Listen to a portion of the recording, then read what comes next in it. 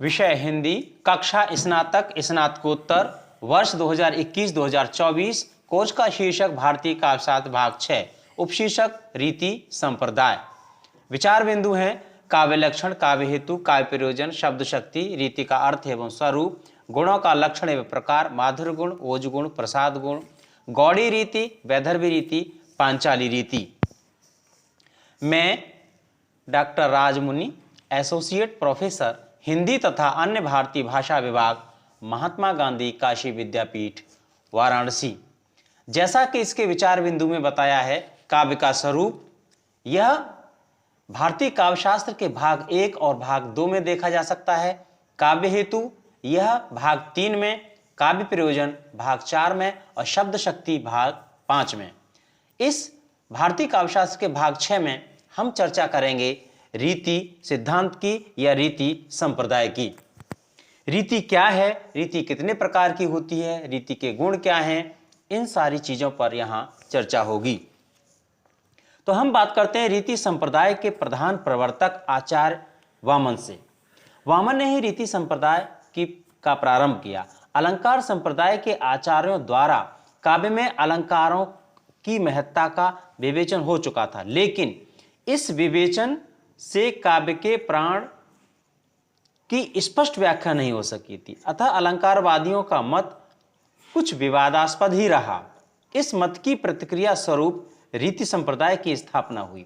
आचार्य वामन ने रीतिरात्मा काव्यस्य कहकर स्पष्ट शब्दों में अलंकारिकों का विरोध किया और रीति या शैली को काव्य की आत्मा कह डाला। रीति शब्द की व्युत्पत्ति के विषय में देखा जाए, रीति शब्द की व्युत्पत्ति ऋण धातु के अंग ऋण प्रत्यय के योग से हुई है। इसका अर्थ है मार्ग, पंथ या गति। महाराजा भोज ने सरस्वती कंठाभरण में इसकी उत्पत्ति इस प्रकार की है। वैदर्भाद कृतः पंथः काव्य मार्ग इति स्मृतः ऋण गताविति धातोः सा व्युत्पत्तस्या रीति रुच्यते। अभिव्यक्ति के विभिन्न मार्ग होते हैं। लेखक अपनी रुचि के अनुसार इन मार्गों का अनुसरण करते हैं। रीति शब्द इसी अभिव्यक्ति वैभिन्न का घोतक है, यानी प्रतीक है। वामन से पहले रीति के स्थान पर अधिकतर मार्ग शब्द प्रयुक्त किया जाता था। आजकल हिंदी में इसके लिए शैली शब्द का प्रयोग होता है।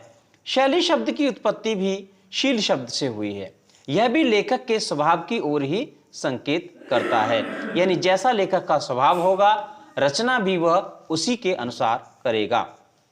रीति की परिभाषा के संबंध में रीति क्या है, इसको समझने के लिए विभिन्न विद्वानों के अलग अलग मत हैं। सबसे पहले वामन ने ही रीति को परिभाषित करने का प्रयास किया। उन्होंने कहते हैं कि काव्यालंकार सूत्र में उन्होंने रीति का लक्षण स्पष्ट करते हुए लिखा है कि विशिष्टा पद रचना रीति विशेषो गुणात्मा, अर्थात माधुर्य आदि गुणों से युक्त रचना ही रीति है। गुणों को उन्होंने रीति में सर्वाधिक महत्व दिया। आचार्य वामन के अतिरिक्त रीति संप्रदाय का अन्य कोई प्रसिद्ध विद्वान अभी तक सामने नहीं आए जिसने रीति पर विचार किया हो। इसका कारण यह है कि मम्मट आदि के रसवादी सिद्धांत के सम्मुख रीति संप्रदाय अधिक मान्य न हो सका। रीति सिद्धांत के बाहरी कुछ अन्य आचार्यों ने रीति के स्वरूप को स्पष्ट किया है। यह स्वरूप बहुत कुछ वामन द्वारा निर्देशित रीति के लक्षणों से मेल खाता है।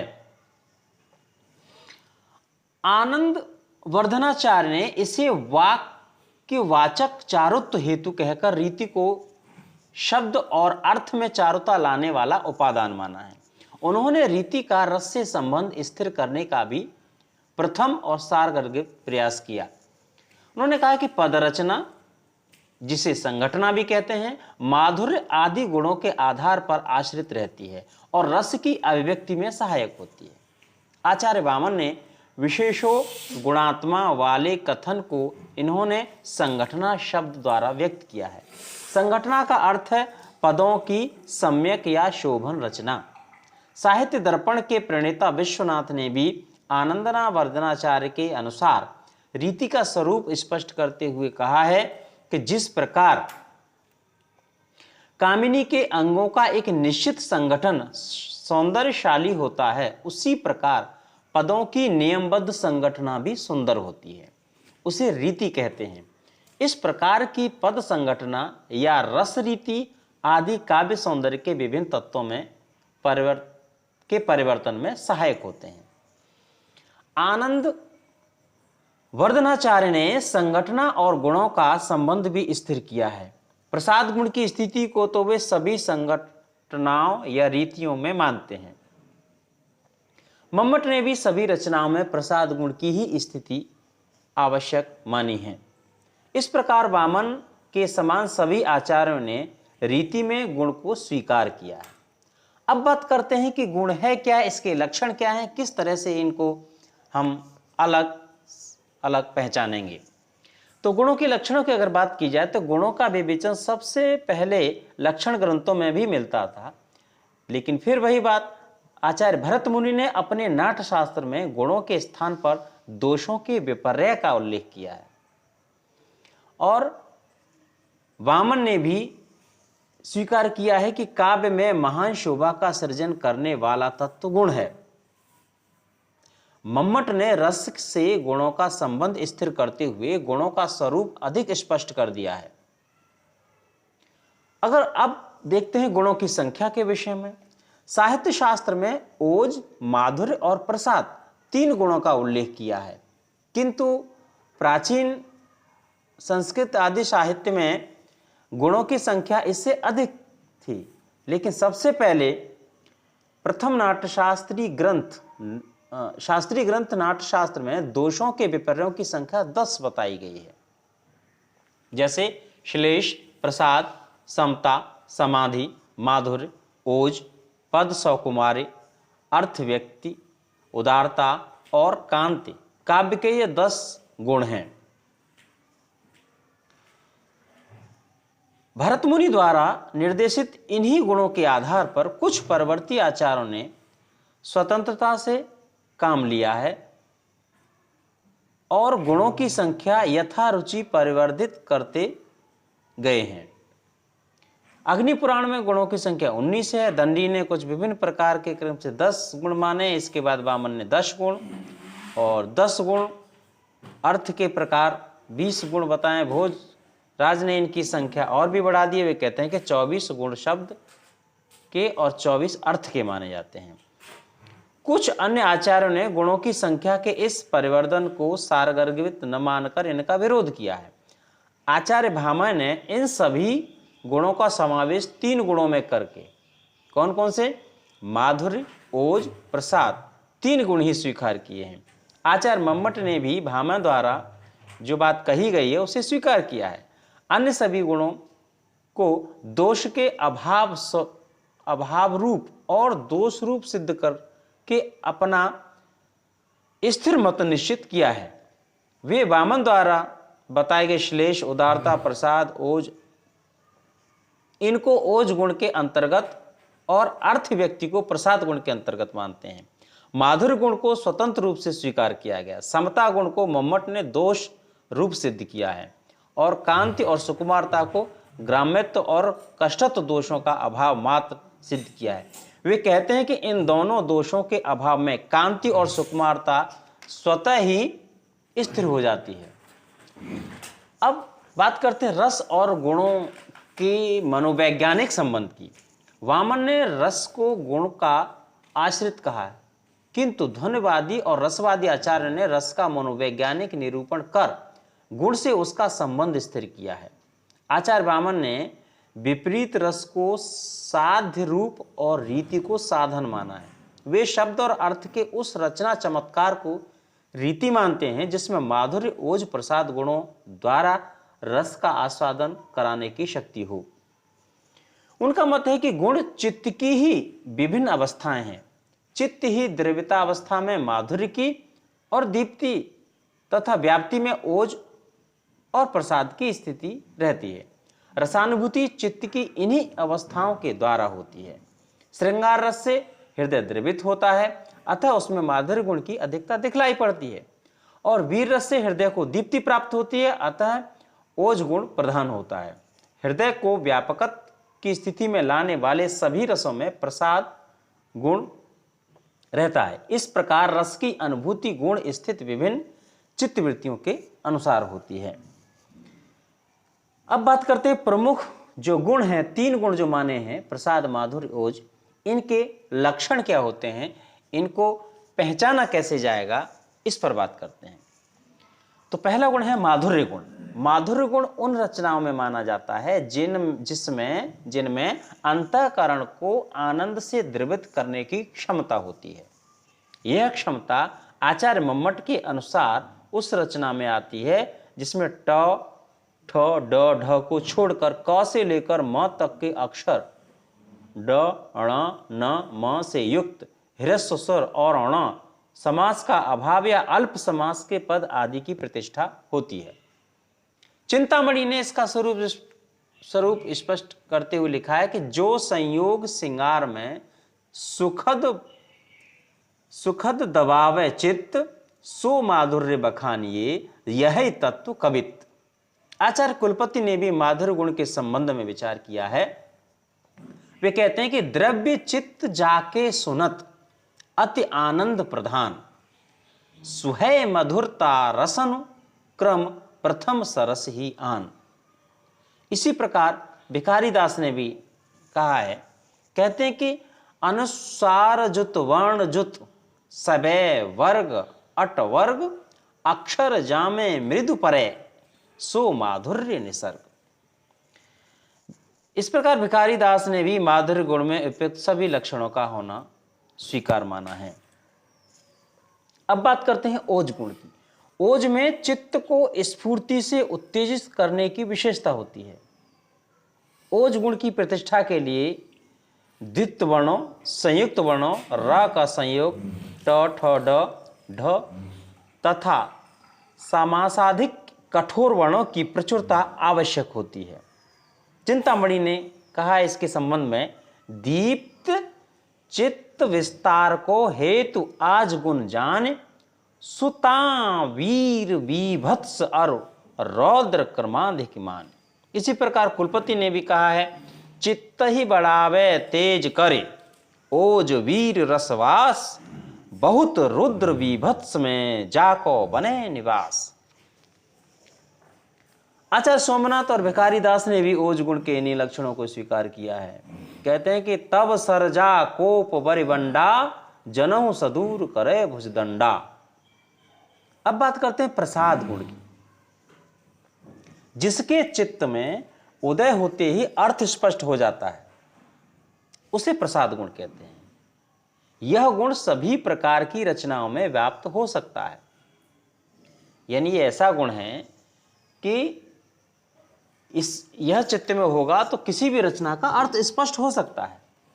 चिंतामणि कहते हैं, सुखेई धन आग ज्यों स्वच्छ नीर की रीत, झलके अक्षर अर्थ जो सो प्रसाद गुण नीत। यही बात भी आचार्य सोमनाथ और आचार्य कुलपति ने भी मानी है। सोमनाथ कहते हैं कि नवहु रस में अर्थ जहां गंग तीर के तूल, ताको कहत प्रसाद गुण, सुनत बढ़े ही फूल। इसके उदाहरण के रूप में हम जायसी की निम्नलिखित पंक्तियों को ले सकते हैं, जैसे वरनो मांग शीस उपराही, सेंदूर अबहि चढ़ा जेहि नाही, बिन सेंदूर जस जानहु दिया, उजियर पंथ रैन मह किया। अब बात करते हैं प्रमुख रीतियों की, स्वरूप की, कि इन रीतियों का स्वरूप क्या है, किस तरह की होती हैं। रीतियों की संख्या के संबंध में भी आचार्यों में, विद्वानों में अलग अलग मत हैं। कोई विद्वान कुछ कहता है, कोई कुछ कहता है। भामा ने वैदर्भी और गौड़ी 2 ही रीतियां स्वीकार की हैं। दंडी ने भी इन्हीं 2 की चर्चा की है। वामन ने रीतियों की संख्या 2 से 3 कर दी है। वो कहते हैं कि 2 नहीं होती, रीति 3 होती हैं। उन्होंने पांचाली नामक एक नई रीति का उल्लेख किया है। रुद्रट और राजशेखर में भी हमें लाटिया नामक चौथी रीति को भी संज्ञान में लाया है। इस प्रकार वैदर्भी, गौड़ी, पांचाली और लाटिया नामक रीतियों का क्रमशः विकास हुआ। अब वैदर्भी रीति की बात करें तो वैदर्भी रीति सर्वश्रेष्ठ मानी जाती है। किसी ने उसे गुण, स्फुट रूप, कुछ ने गुण साकल्यमयी और कुछ ने समग्र गुणा कहा है। आचार्य राजशेखर ने उसके संबंध में लिखा है, वाग वैदर्भी मधुर गुणम स्यन्दते श्रोत्रलेह्यम। कहते हैं कि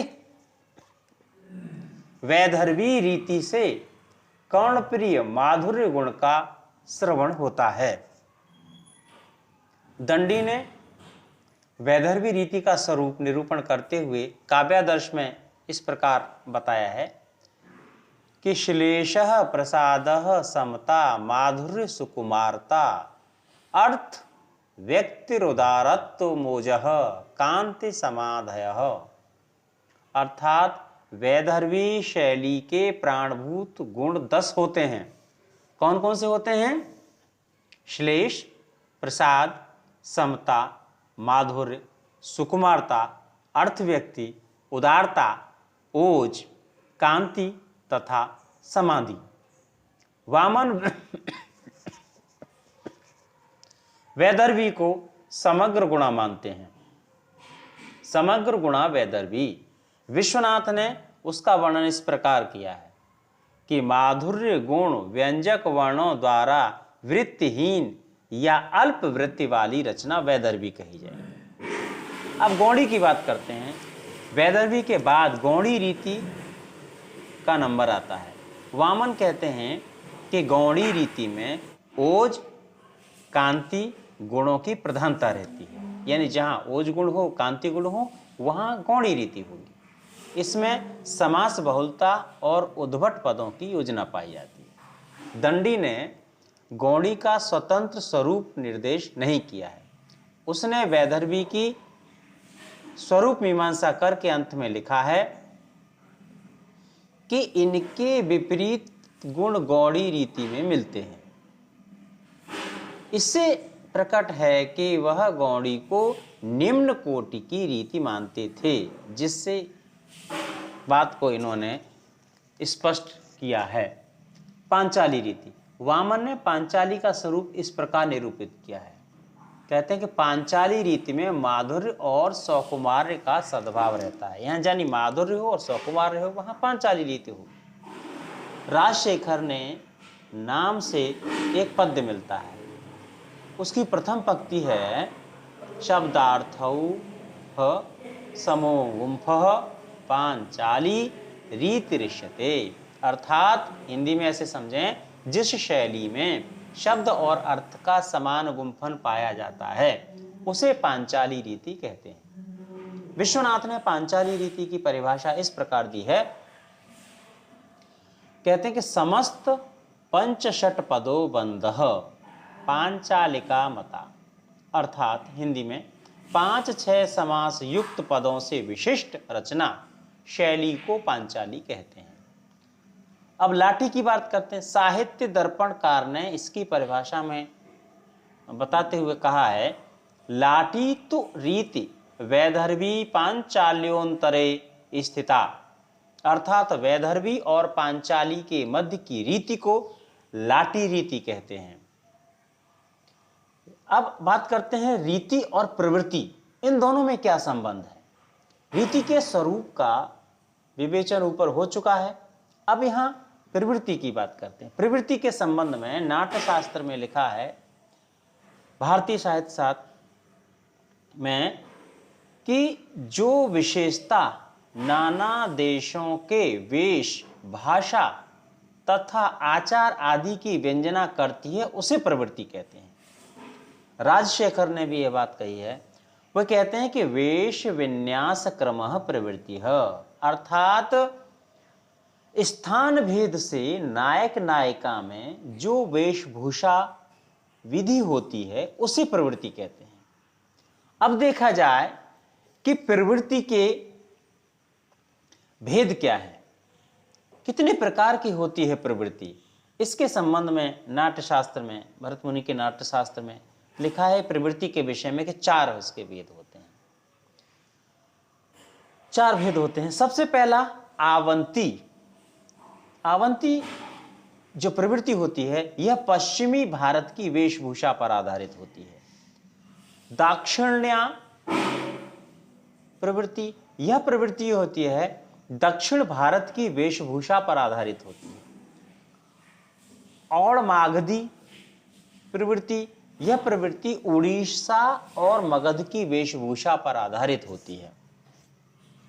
पांचाली प्रवृत्ति, यह प्रवृत्ति मध्य प्रदेश की प्रवृत्ति है। रीति और प्रवृत्ति में अंतर अगर देखा जाए तो 2 अंतर सामने आते हैं।